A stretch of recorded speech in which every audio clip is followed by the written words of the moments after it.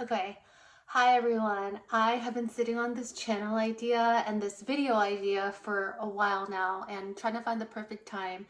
And the days are going, the weeks are going, and I'm realizing, you know what, there's not going to be a perfect time because I am a busy working mom of three and I can barely, take a shower every day. I do not. I take a shower maybe 2 or 3 times a week. So while my hair is clean, I will do this video. That is what's driving the timing of this now, despite the poor lighting in my window and the fact that I don't have this whole script memorized like I wanted to. So let's go. Done is better than perfect. That's something I learned from a mentor of mine. And I think it's really, really true with anything, especially now with how fast things go. And you don't learn without doing. So this is what I'm doing. So before I go on, let me share. I'm Diana. I'm a UX designer on a mission to make sure we all keep our design sense finely tuned in this age of AI. And if AI is freaking you out, trust me, I'm right there with you. I'm also still freaked out, but I'm less freaked out than I was. And that's why I'm starting this. And before you wonder, I'm not some super technical designer who builds design systems all day. I'm a career changer. I used to work in finance, and that's a different story, different day, but it was not a good fit. Never something I really wanted to do. But transitioned into UX. I've been doing it for over a decade, and I have 3 kids. So I'm right there in the grind right now, trying to figure this out with you. And honestly, I have been hoping all this AI talk would just go away, but it's not. It's showing up at work, it's showing up in my personal conversations, even in my kids' kindergarten class, they're learning about AI. So guess what? It's not going away. And I decided that instead of spiraling, I'm going to lean in and figure it out. So what did I learn? I learned that AI is an amazing thought partner, but you bring the thought. We bring the thought. We are the humans. We are the designers. Without us, it is just a tool. It's a great, powerful, amazing tool, but that's all it is. And yes, it's fast, fun, and great at solving that blank page problem. But I would almost even say don't rely on it too heavily for the blank page problem either. Because the more you mess with the output of it and iterate on it, it degrades in quality. I'll talk about that in a future video. But I'll just say our thought and our knowledge and our prompts, which I'll also explain in another video, are a huge part of the quality of the output the AI gives us.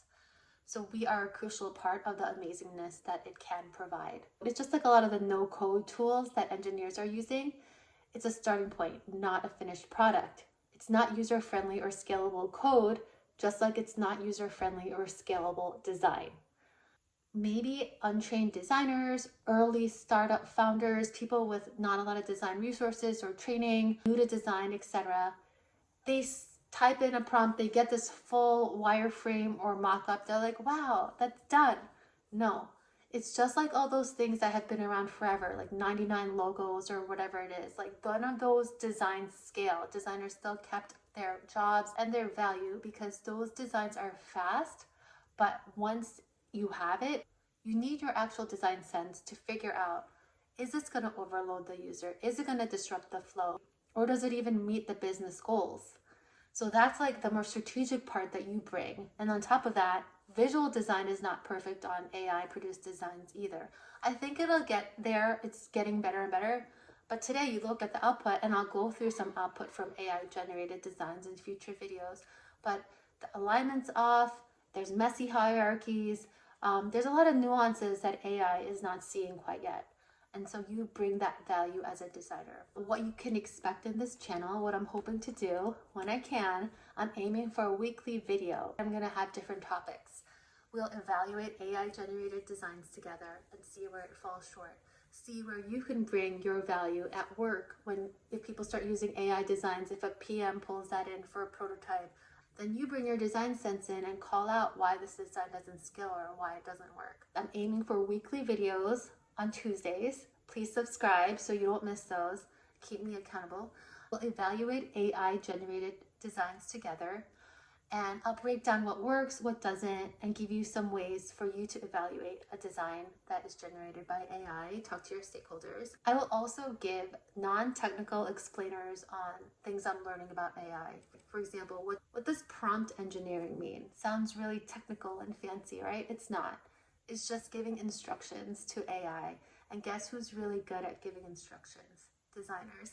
Because we're empathetic, we think about the context, we think about the user. We basically give instructions all day through our design. So I'll go through AI terms and even walk through setting up an account with OpenAI, etc. Just things I'm learning along the way, break down some of the mystery and the barriers for people that are not understanding it or think it's very unapproachable. I'll show you that it is. And most importantly, I want to revisit core UX and visual design principles so we don't lose our design sense. So like hierarchy, contrast, cognitive load, accessibility, all of it in bite-sized pieces. We'll go through it because tools change, principles don't. Design principles do not disappear or change just because the platforms evolve, right?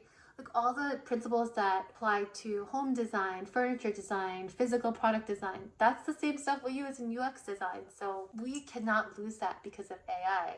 It's reminding me of how when immigrant families slowly lose their language over generations because they stop practicing it. It's not a perfect metaphor, but it's kind of reminding me of that, where if we stop practicing our design sense, one day no one's going to speak the language of good UX anymore. I don't want that, you don't want that, so let's work and let's evolve and grow with AI together, especially with tech being so much more embedded in our lives. It's our responsibility as UX designers to make sure that we embed in a human way.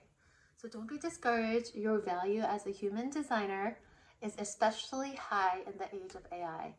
If this resonated, despite its imperfections, I promise my video stuff will, I don't want to promise because I don't know what, but I will aim to increase the video production quality of my videos as we go. But if this resonated, please stick around, subscribe. I'll be sharing what I'm learning in a super non-technical, low-pressure way.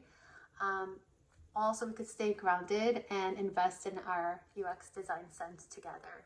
Let me know in the comments what kind of questions you have about UX and AI, what kind of topics you want me to explore. Happy to do the work and explore things for all of our collective learning and sanity. Okay, bye.